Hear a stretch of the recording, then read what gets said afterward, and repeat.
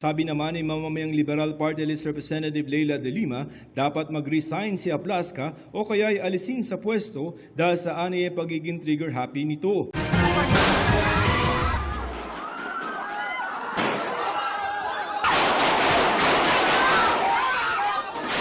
Matapos ang nangyaring putukan sa Senado noong Miyerkules, sinuspindi muna ng Office of the Ombudsman si Senate Sergeant-at-Arms retired General Mau Aplasca. 6 na buwan siyang nasa preventive suspension habang gumugulong ang investigasyon ng Ombudsman sa insidente. Pero ngayon pa lamang sinabi na ni Ombudsman Jesus Crispin Remulla na hindi palalampasin ang ginawa ni Aplasca na unang nagpaputok. When you try to be above the law, then you have a problem. Pero tanong ni Senate President Alan Peter Cayetano, bakit si Aplasca lamang ang suspendido? Suspend also the NBI director because he is more a suspect than General Mau dito.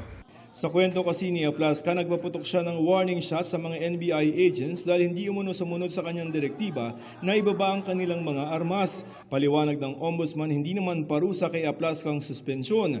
Layo nitong ma-preserve ang mga ebidensya gaya ng CCTV footage na hawak ng Senado. Ang NBI naman pinag-aaralan kung pwede nilang kasuhan si Aplasca. Law enforcement officer po yun sa security personnel eh.